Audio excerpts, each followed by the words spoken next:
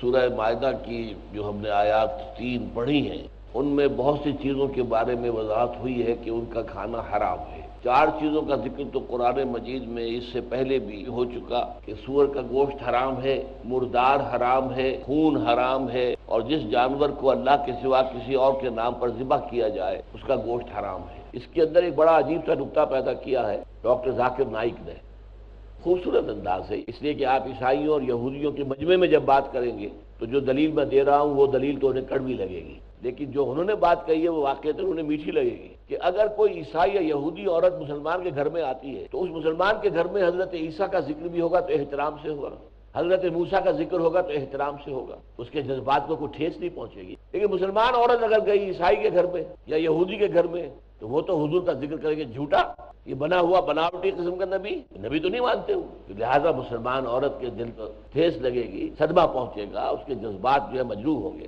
اس لیے مسلمان عورتوں کو یہودی یا عیسائی مردوں سے نکاح کی اجازت نہیں ہے۔ آپ نے پیشاب کیا ہے یا آپ نے اور حاجت جو ہے وہ پوری کی ہے، آپ بیت الخلاء سے ہو کر آئے ہیں، یا یہ کہ آپ کی ہوا خارج ہو گئی ہے، تو اس سے تو یہ ہے کہ جو ناپاکی ہے یہ حدث کہلاتا ہے، یہ چھوٹا ہے، وضو سے اس کی کفالت ہو جائے گی۔ لیکن اگر جنابت ہے، بیوی سے ہم بستری کی ہے، یا رات کو سوتے ہوئے احتلام ہو گیا ہے، اس صورت میں صرف وضو نہیں بلکہ غسل۔ وَإِن كُنتُمْ جُنُبًا، اور اگر تم ہو جاؤ جنوبی، یعنی اگر تم نے اپنی بیویوں کے ساتھ ہم بستری کی ہے، فَطَّهَّرُوا، تو خوب پاکی حاصل کرو۔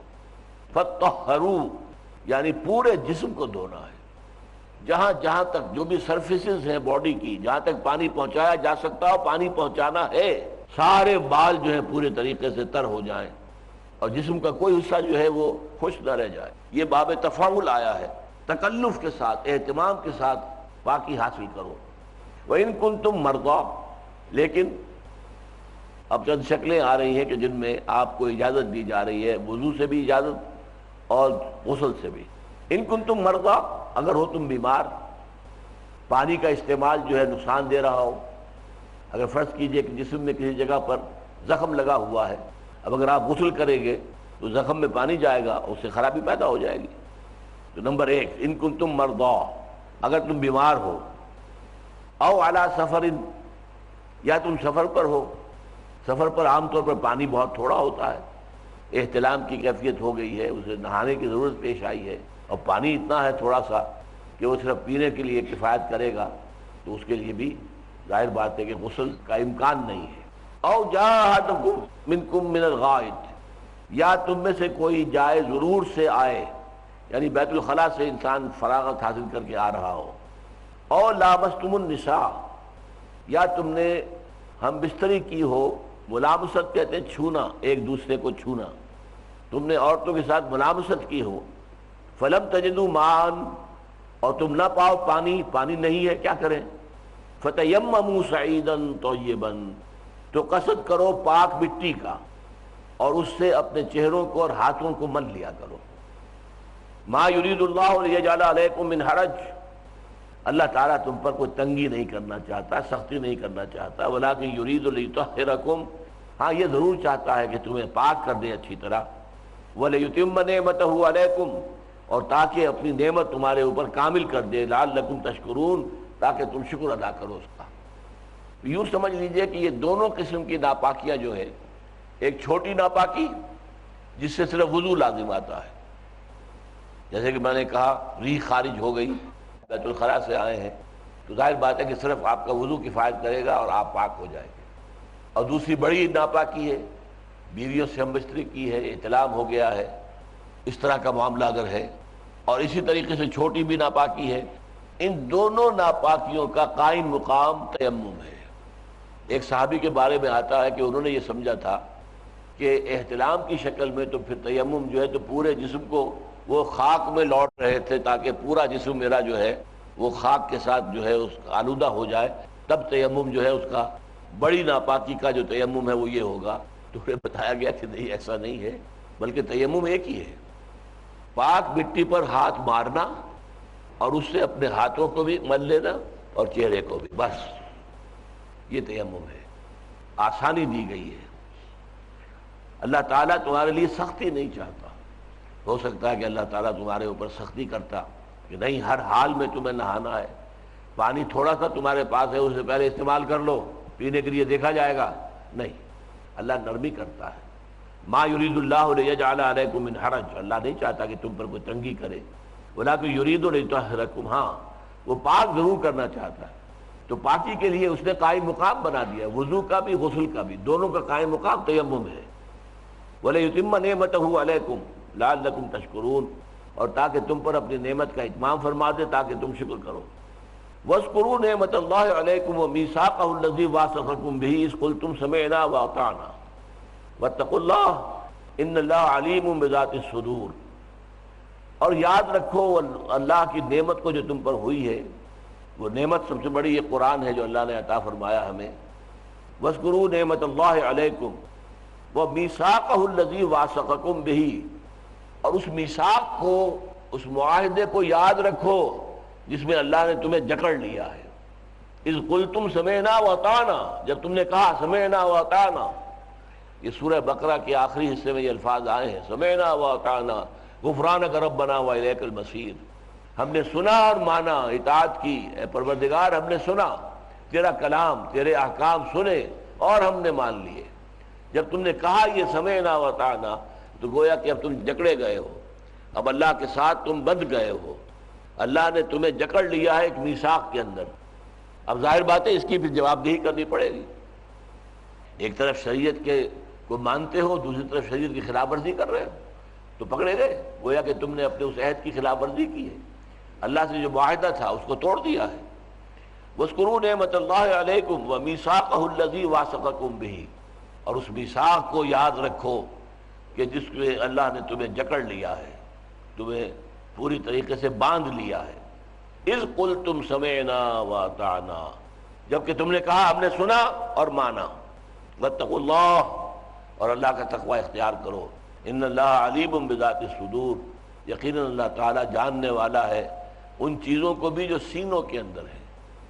اللہ صرف ظاہر کو نہیں دیکھتا، ظاہر اعمال پر دار و مدار نہیں ہے، بلکہ اللہ تعالیٰ ان اللہ لا ينظر الى صورکم ولا الى اموالکم ولکن ينظر الى قلوبکم، اللہ تمہاری صورتوں کو نہیں دیکھتا کہ کون بہت خوبصورت ہے کون بدصورت ہے، اللہ نہیں، اس کی کوئی پرواہ نہیں، اللہ نے بنایا اس کو بھی اس کو بھی، اس کی بنیاد پہ کوئی اس کی جواب دہی نہیں ہے کہ تم بدصورت کیوں پیدا ہو گئے، اس کی کوئی جواب دہی اس پر نہیں ہے۔ تو اللہ تعالیٰ تمہاری نہ صورتوں کو دیکھتا ہے نہ تمہارے مال کو دیکھتا ہے، وہ تمہارے دلوں کو دیکھتا ہے، دلوں میں کیا ہے، دل میں ایمان ہے کہ نہیں، نور یقین ہے کہ نہیں۔ یقین پیدا کرے ناداں یقین سے ہاتھ آتی ہے، وہ درویشی کے جس کے سامنے جھکتی ہے فغفوری، وہ یقین ہے یا نہیں دل میں، ایمان سے منور ہے یا نہیں یہ قلب، اللہ یہ دیکھتا ہے اور تمہارے اعمال کو دیکھتا ہے۔ لہذا یہ معاملہ ہے کہ اللہ تعالیٰ جو ہے وہ علیم بذات الصدور ہے، تمہاری نیت کو وہ دیکھتا ہے۔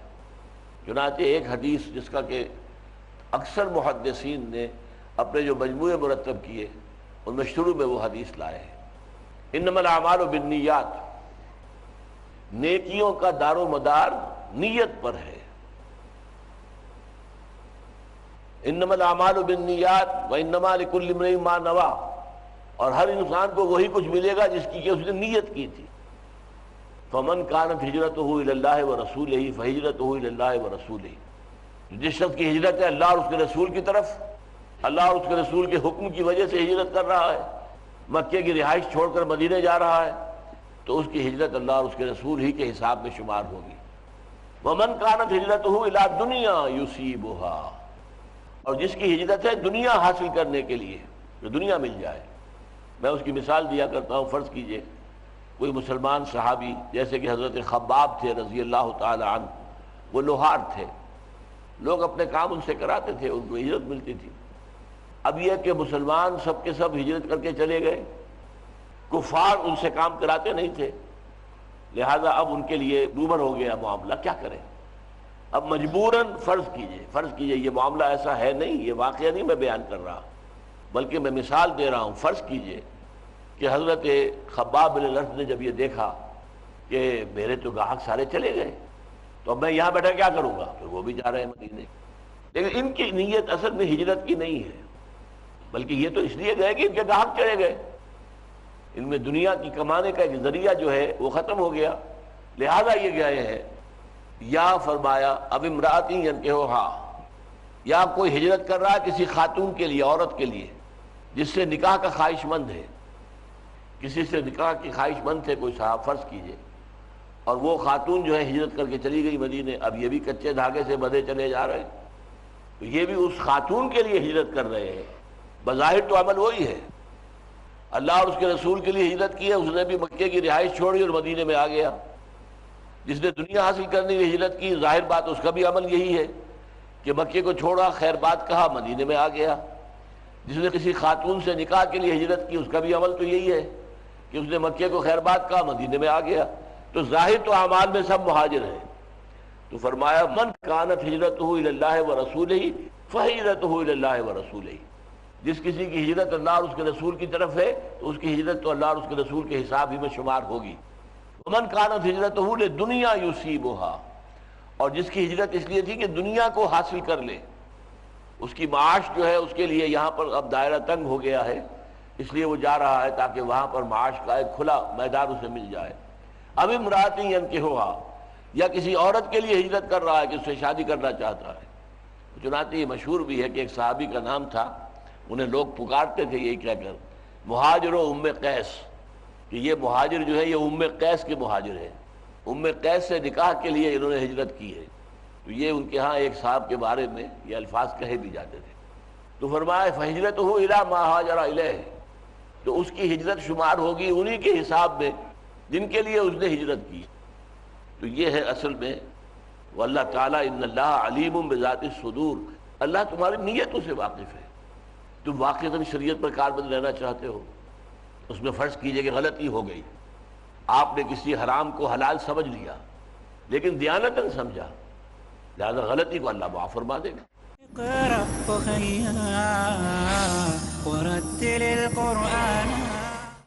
ستیزہ کار رہا ہے ازل سے تا امروز، چراغ مصطفی سے شرار بولہ سے.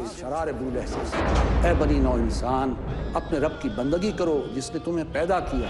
ایمان و انسانیت کی حفاظت ہو. اے نبی سے کہہ دیجئے کہ اگر تم اللہ سے محبت کرنا چاہتے ہو تو میری اتباع کرو، اللہ خود تم سے محبت کرنے لگ جائے گا. کفر و شرک کی مخالفت ہو. اللہ کے سوا کسی کی بندگی نہیں کریں گے اور اللہ کے سوا کسی کو رب نہیں بنائیں گے. بدکاریوں کی مذمت ہو تاکہ تم افراط اور تفرید کے دھکوں سے بچ سکو. ڈاکٹر محمد طاہر کھٹوانی. اے قرآن والو، قرآن کو تکیہ نہ بنا لینا، جو میری ہدایت کی پیروی کرے گا وہ تو یقیناً کامیاب ہوگا. دیجیے اپنے ہر قول و عمل سے مومن ہونے کی پہچان، رب کا فرمان. آج شام 5:30 بجے اور دوبارہ رات 12 بجے انڈیا میں پیس ٹی وی اردو پر. Dialogue, discussion, debate, rebuttal, conclusion. Eliminate misconceptions about religion. Get enlightened.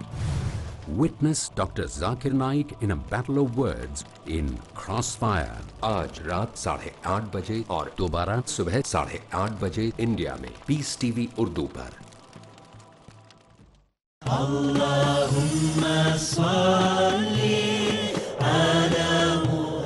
احادیث نبوی صلی اللہ علیہ وسلم.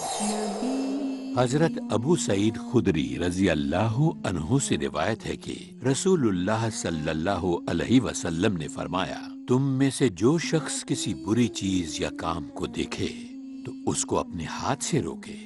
اگر اتنی طاقت نہ ہو تو زبان سے، اور اگر اتنی بھی طاقت نہ ہو تو دل ہی سے صحیح، دل میں اس کو برا جانے اور اس سے بیزار ہو.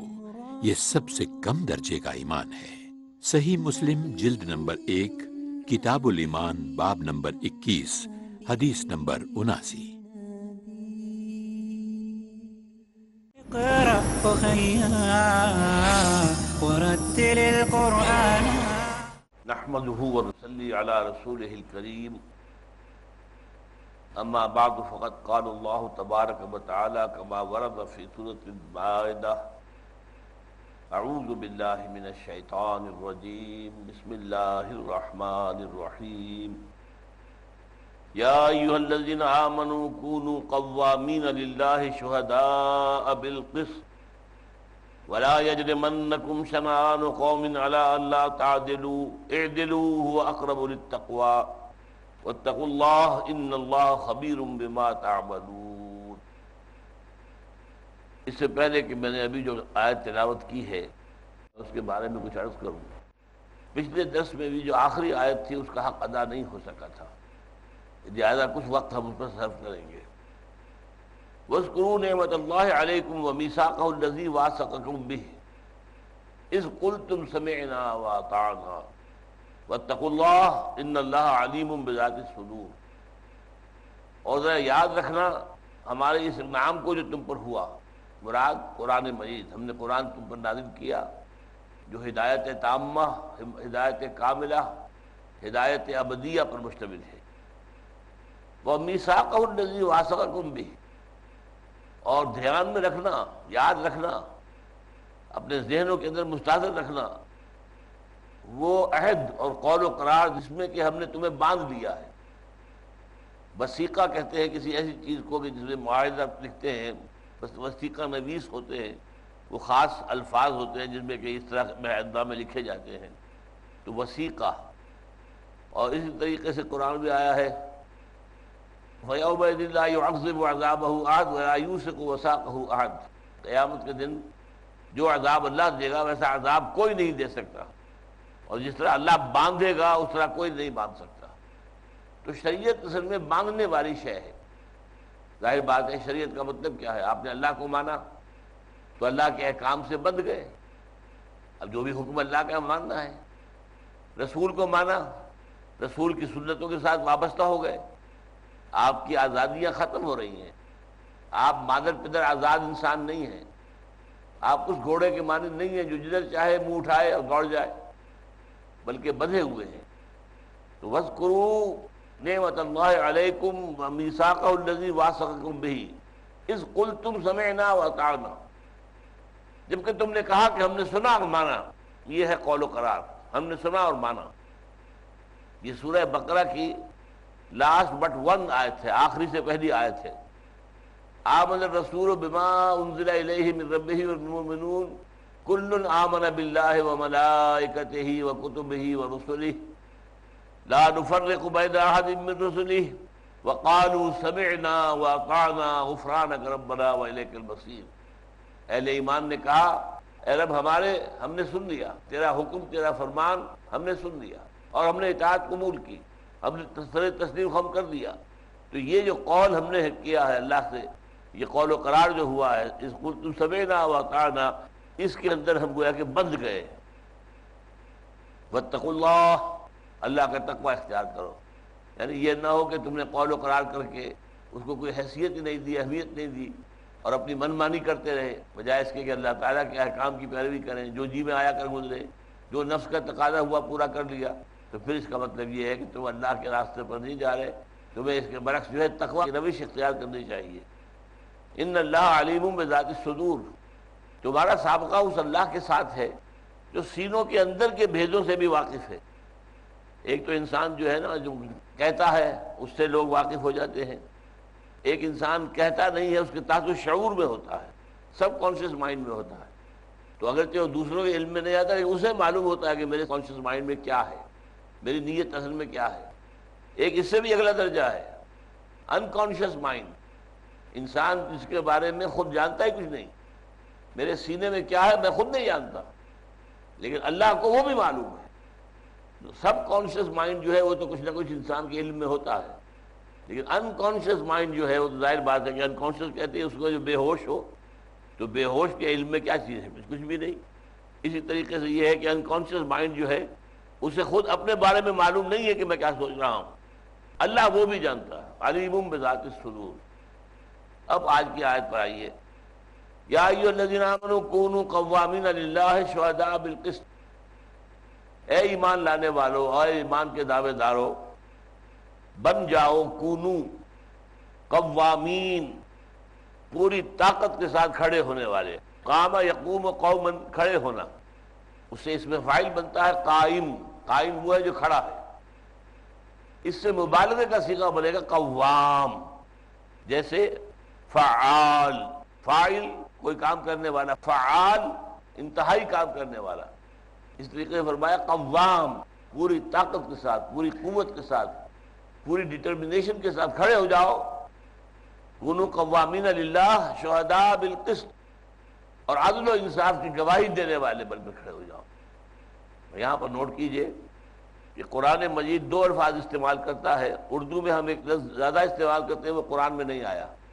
ہم کہتے ہیں انصاف کرو، انصاف ہونا چاہیے، سماجی انصاف ہونا چاہیے. انصاف کا لفظ قرآن نے اختیار نہیں کیا. اس کی معنی کیا ہے؟ انصاف کہتے ہیں نصف نصف کر دینا. ایک روٹی ہے، کھانے والے دو ہیں، تو بالکل برابر برابر تقسیم کر دی گئی، تو یہ انصاف ہو گیا.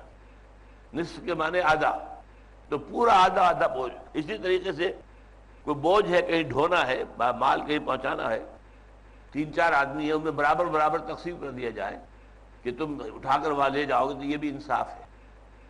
عدل ایک مختلف شے ہے. اگر جو ایک روٹی تھی اس کے کھانے والے دو تھے، ایک جوان توانا آدمی، ایک بچہ، تو وہاں برابر برابر روٹی کر دینا آدھی آدھی، یہ انصاف نہیں ہے، یہ عدل نہیں ہے. چھوٹے کو آپ چوتھائی دیں گے اور اس بڑے آدمی کی ضرورت جو ہے کم سے کم وہ 3/4 سے پوری ہو. یہ عدل ہے. اس کو ہم اپنی زبان میں کہیں توازن پیدا کرنا. یہی قسط ہے.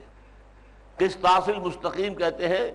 وہ جو ڈنڈی ہوتی ہے اس کی ترازو کی، وہ سیدھی ہونی چاہیے. اب اس میں بھی آپ بہت عمدگی سے سمجھ سکتے ہیں بات کہ آپ کے ایک تو وہ ترازو کو پکڑنے کی مٹھ ہوتی ہے، اس کے ادھر بھی ایک آرم ہے، ادھر بھی ایک آرم ہے، ادھر ایک پلڑا ہے، ادھر ایک پلڑا ہے. اگر یہ آرم دونوں بالکل برابر ہیں تو ادھر بھی ایک سیٹ ڈالیں گے، ادھر بھی ایک سیٹ ڈالیں گے، تو یہ بالکل سیدھی ڈنڈی ہو جائے گی. لیکن اگر ایک طرف آرم لمبا ہے، دوسری طرف چھوٹا ہے، تو لمبے والے میں زیادہ مال ڈالنا پڑے گا، لمبے والے میں کم دینا ہوگا، اور چھوٹا والا جو ہے اس کے اندر زیادہ وزن ڈالیں گے تب سیدھی ہوگی. تو مطلب یہ ہے کہ ہمیشہ ہر جگہ پر انصاف جو ہے وہ ضرورت کو پورا نہیں کرتا، بلکہ عدل اور قسط. تو قرآن مجید میں آپ جہاں بھی دیکھیں گے عدل اور قسط کا لفظ آیا ہے. اب اس عدل اور قسط کی قرآن میں اہمیت کیا ہے؟ دیکھیے، اللہ تعالیٰ کے ناموں میں سے ایک نام العدل ہے، اور یہ واحد نام ہے جو مصدر پر مبنی ہے. دوسرے اللہ تعالیٰ نے خود اپنے بارے میں سورہ آل عمران میں فرمایا قائما بالقسط، شہد اللہ انہ لا الہ الا ہو عالم الغیب والشہادہ قائما بالقسط. اللہ خود گواہ ہے اس پر کہ اس کے سوا کوئی معبود نہیں، اور وہ عدل کو قائم کرنے والا ہے. اس سے نیچے اتریے، اللہ نے رسول بھیجے، کتابیں بھیجی، شریعتیں نازل کی. کس لیے کی؟ یہ کوئی ہابی نہیں ہے اللہ کی، معاذ اللہ، یہ کوئی کھیل نہیں ہے. رسول کیوں بھیجے؟ شریعت کیوں بھیجی؟ کتابیں کیوں نازل کی؟ فرمایا گیا لقد ارسلنا رسلنا بالبینات وانزلنا معهم الکتاب والمیزان لیقوم الناس بالقسط. ہم نے اپنے رسولوں کو بھیجا واضح نشانیوں کے ساتھ، اور ان کے ساتھ اتاری اپنی شریعت بھی اور میزان بھی، تاکہ لوگ عدل پر قائم ہوں. رسولوں کو بھیجا گیا ہے کہ ظلم ناانصافی کو ختم کریں اور عادلانہ نظام قائم کریں. شریعت اس لیے اتاری گئی ہے کہ ہر ایک کو اس کا مناسب حصہ مل جائے، کوئی کسی کے حصے کے اوپر غاصبانہ قبضہ نہ کر بیٹھے. تو یہ ہے جیسا کہ حضرت ابوبکر صدیق نے جب بیعت خلافت ہو گئی تو جو پہلے آپ نے خطبہ دیا تھا اس میں یہ الفاظ بھی موجود ہیں کہ لوگوں تم میں سے ہر قوی شخص میرے نزدیک ضعیف ہوگا جب تک کہ اس سے حق وصول نہ کر دوں، اور ہر ضعیف شخص میرے نزدیک قوی ہوگا جب تک کہ اسے اس کا حق دلا نہ دوں. تو یہ ایک چارٹر سمجھیے آف پالیسی. پالیسی کیا ہے اسلامی ریاست کی؟ کہ عدل اجتماعی قائم ہونا چاہیے. عدل اجتماعی جو ہے سوشل لیول پر بھی ہے. اب مثلا اسی عدل کا تقاضا کیا ہے؟ اب دیکھیے، ایک مرد ہے ایک عورت ہے، اگر آپ ان کے اختیارات بالکل برابر کر دیتے ہیں تو یہ اصل میں عدل کے خلاف ہے. وہ کمزور ہے، ظاہر بات ہے. ایوریجلی ایک عورت مرد کے مقابلے میں کمزور ہے، ایوریج سائز اس کا کم ہے. مرد کے مقابلے میں. پھر عورت کا تو حسن اس میں ہے کہ وہ دبلی پتلی ہو، اور مرد کا حسن اس میں ہے کہ وہ قوی ہو، توانا ہو. اس میں زمین و آسمان کا فرق ہے. اس کی نفسیات کچھ اور ہے، اس کی نفسیات کچھ اور ہے. ان کے لیے برابر قانون بنا دینا جو ہے ناانصافی ہے. اس سے بڑی ناانصافی اور کوئی نہیں ہے. توازن کا معاملہ کیا ہوگا کہ دونوں کے اپنے اپنے حقوق معین کر دیے جائیں. قوام رہے گا مرد، شوہر جو ہے، باپ جو ہے وہ گھر کا فرما روا ہے. الرجال قوامون علی النساء. مرد طلاق دے سکتا ہے، عورت طلاق دے نہیں سکتی، خلا حاصل کر سکتی ہے. عدالت کے ذریعے سے ہو یا اپنے بزرگوں کے ذریعے سے ہو یا کہیں پنچایت کے ذریعے سے ہو، وہ خود اس کا اختیار نہیں رکھتی کہ طلاق دے دے. شوہر اس کا اختیار ہے کہ طلاق دے دے. اگرچہ اگر وہ بغیر کسی صحیح سبب کے طلاق دے گا تو اللہ کے ہاں گناہ گار شمار ہوگا، اسے اس کی جواب طلبی وہاں کرنی پڑے گی، لیکن دنیا میں اسے اختیار ہے. اقرأ وخيّا